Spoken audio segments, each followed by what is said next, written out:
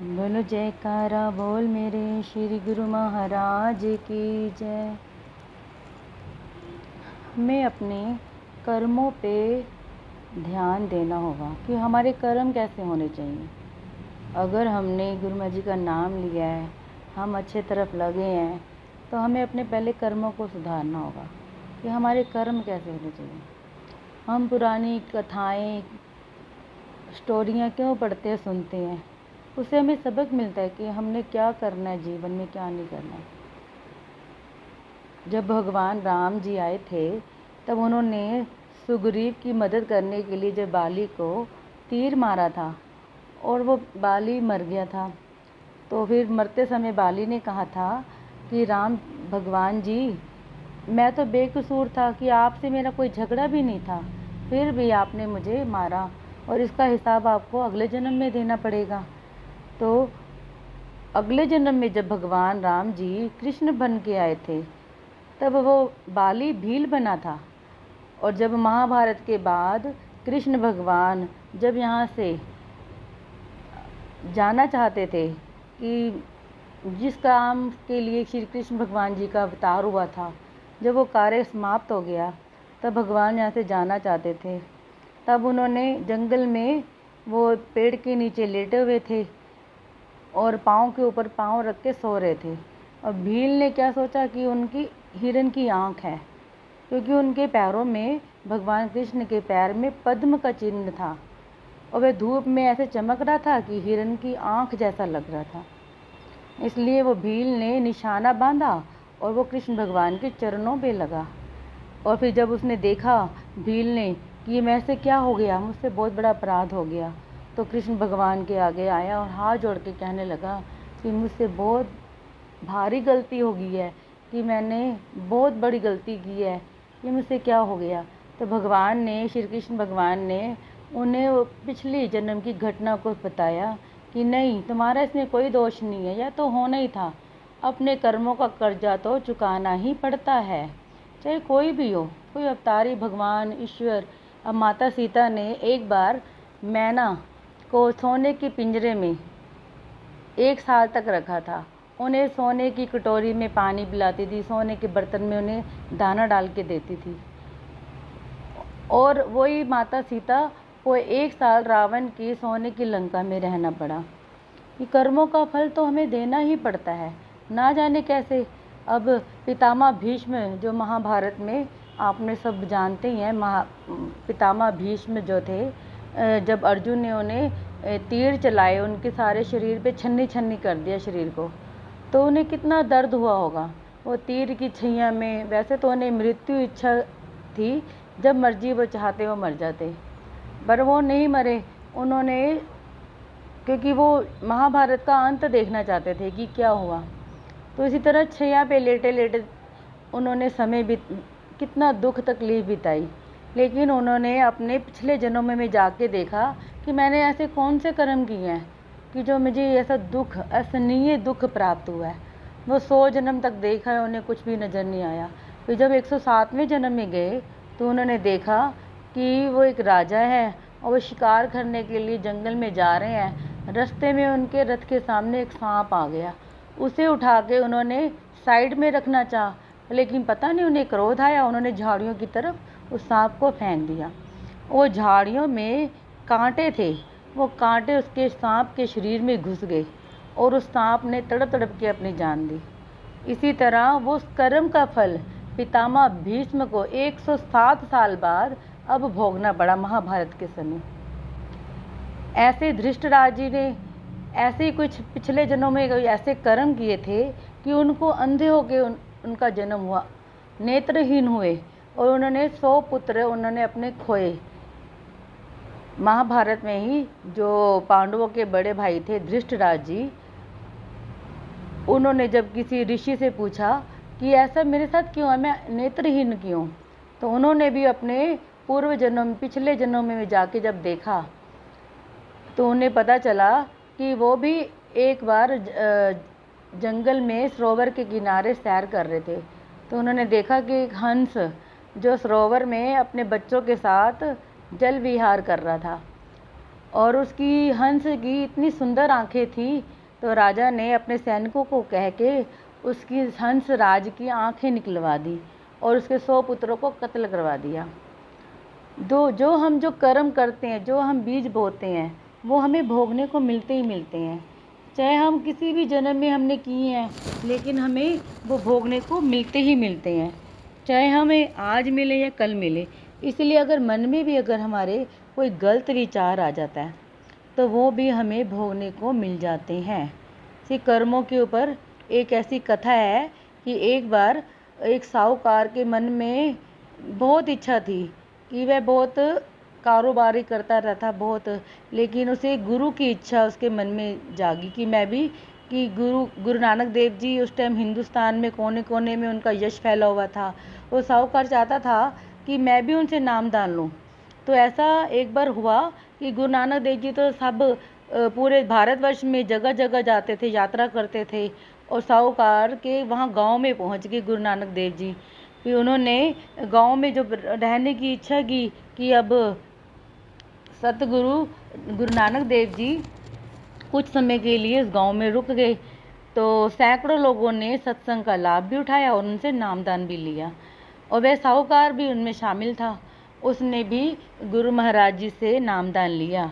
उसके घर के पास उसका एक पुराना मित्र भी रहता था, उसका नाम रामदास था। उसने उसे कहा कि तू भी मेरे साथ चल, गुरु नानक देव जी आए हैं, तो तू भी चल मेरे साथ, सत्संग सुनेंगे। और वो उसके साथ चल पड़ा। जब दोनों मित्र जब सत्संग में जाने के लिए तैयार हो गए, लेकिन जब रास्ते में रामदास की नज़र एक वैश्य के घर में पड़ी और वह उसे भाव में मोहित होकर उसकी तरफ खींचा चला गया।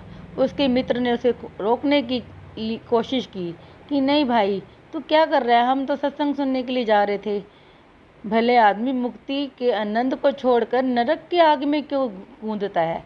लेकिन बस वो तर्क कुछ काम न आया और आखिर साहूकार अकेला ही सत्संग में चला गया।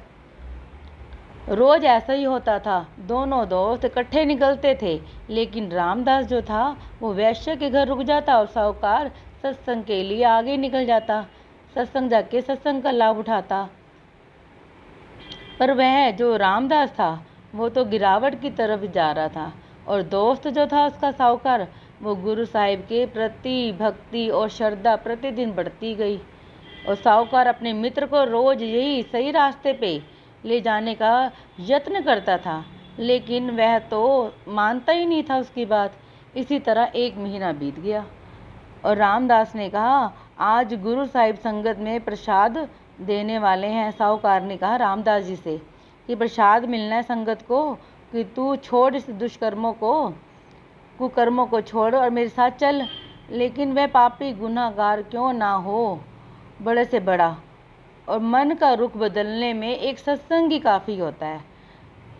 दोस्तों, दोस्ती के नाम पर मैं तुमसे विनती करता हूँ कि आओ आज मेरे साथ चलो। सत्संग में जाकर तुम समझ सकोगे कि संतों की संगति का क्या लाभ होता है और उससे कितना आनंद प्राप्त होता है। लेकिन रामदास जो था सुनी अनसुनी कर देता था। वह मित्र ने बोला, तुम रोज़ सत्संग में जाते हो और पुण्य कमाते हो, और मैं रोज़ पाप करता हूँ, कि देखें आज हमें अपने अपने कर्मों का क्या फल मिलता है। और हम ठीक दोपहर को मेरे घर आ जाना और बैठ के अपना अपना हाल बताएंगे। ऐसा कह के रामदास जल्दी से वैश्य के घर पहुँच गया और वहाँ पर देखा कि वो है नहीं, और वह निराश होकर अपने घर आया और मित्र का इंतज़ार करने लगा।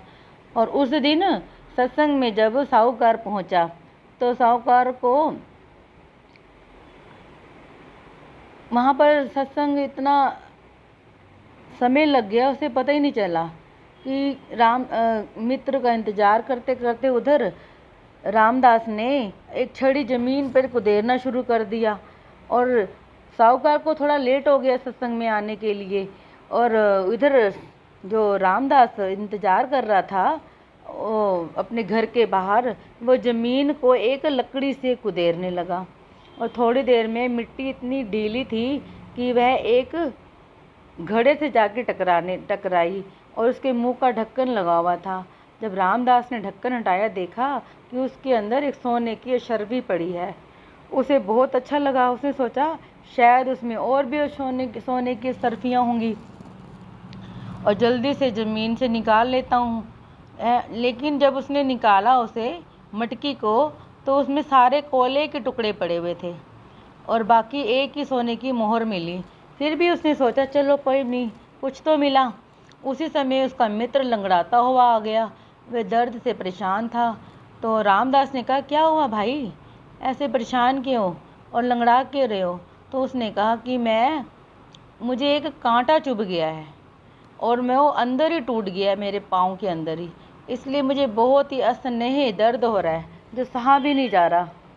तो रामदास हंसा और बोला देखा, खुद ही देख लो, सत्संग में तुम गए और तुम्हें क्या मिला? तुम्हें आज एक शूल मिल गया, कांटा जो तुम्हारे अंदर पाँव में चुभ गया और तुम कितना कहरा रहे हो।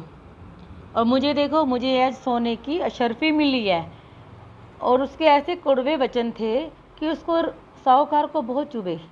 सोचा कि मैंने सारा एक महीना लगातार सत्संग सुनता रहा और वो वेश्या के यहाँ पर जाके पाप कर्म में लगा रहा, लेकिन ये कैसे हो गया कि दुनिया में पाप ही फलता फूलता है और नेकी करने वालों को दुख और मुसीबतें ही मिलती हैं।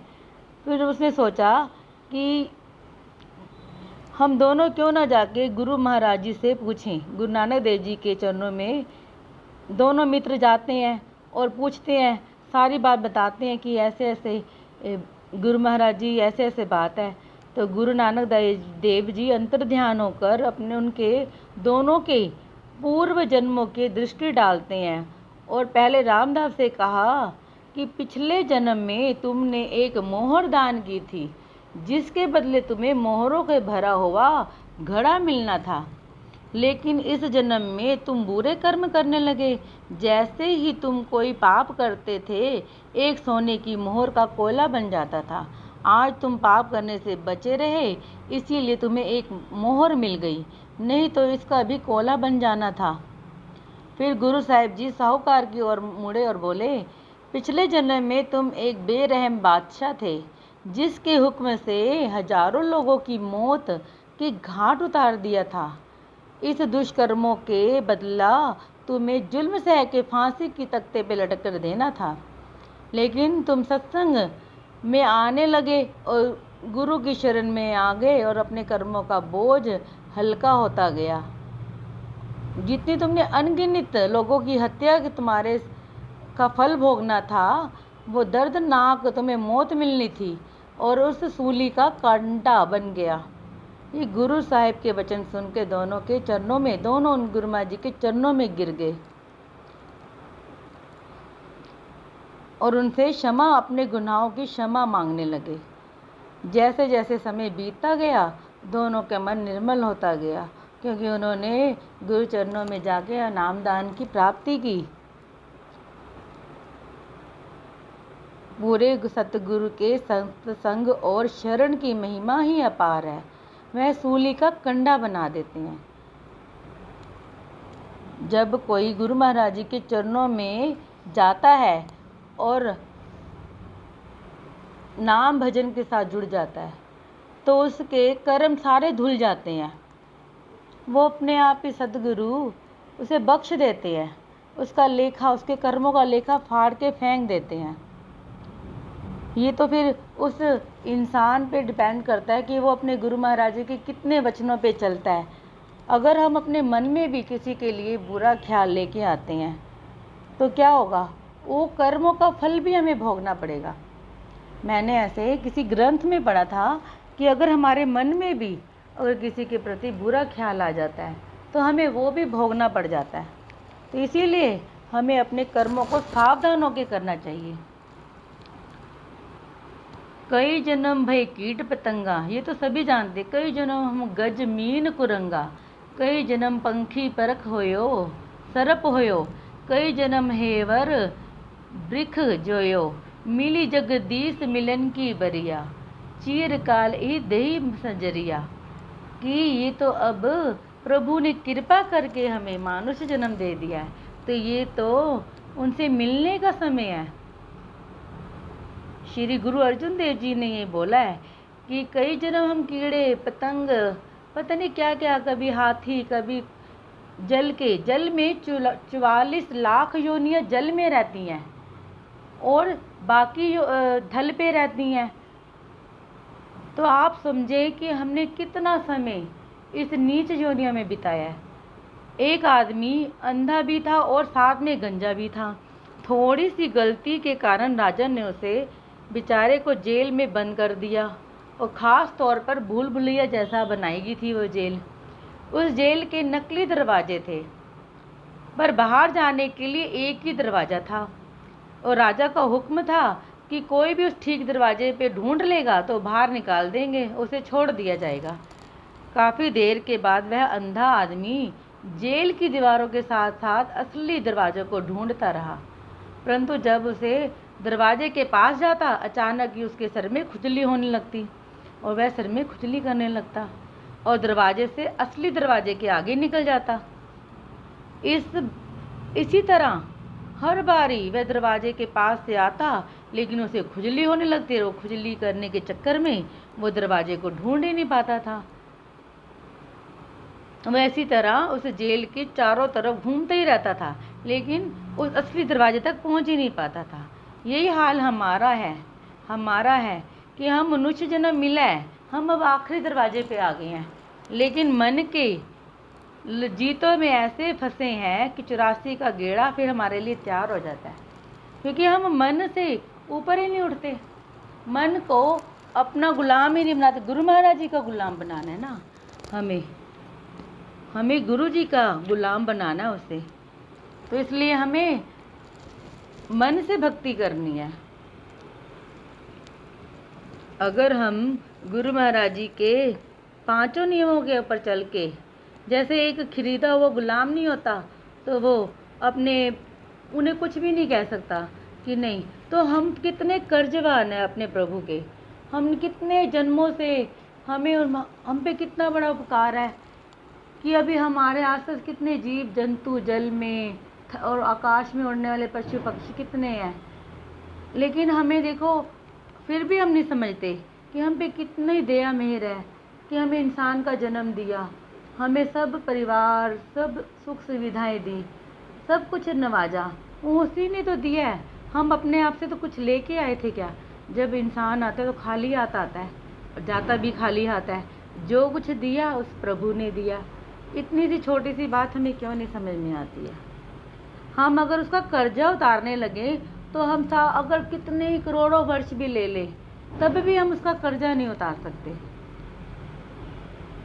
अब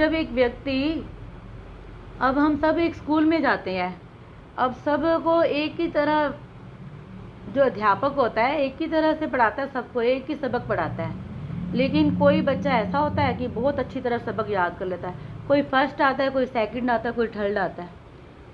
सबको सतगुरु तो सबको ही पाठ पढ़ा रहे हैं, लेकिन किसी को ज़्यादा समझ आ रहा है, शायद किसी को नहीं आ रहा। हमें यही नहीं करना ना, हमने वो अच्छी तरह समझना है। जैसे जिसका भांडा जितना होता है वो अपने भांडे के अनुसार उसे भर लेता है। गुरु के आज्ञा पे चलेंगे तो हमसे कितना प्रसन्न होंगे, हमसे इतना खुश होंगे। जो व्यक्ति ऊपर जाता है अमृत वेले, अगर आधा घंटा या 1 घंटा भी नाम जपता है, 5 से 6 बजे तक भी जप लेता है, तो गुरु महाराज जी को सब मालूम है, क्योंकि शब्द खुद साक्षात भगवान का ही रूप है, गुरु का ही रूप शब्द है। जो हमें शब्द मिला है वो साक्षात परमात्मा का ही रूप है। जय सदानंद जी। अगर आपको हमारी वीडियोस देखना पसंद है और आप हमारे चैनल से जुड़े रहना चाहते हैं तो प्लीज़ वीडियो को लाइक, शेयर और चैनल को सब्सक्राइब कर दीजिए।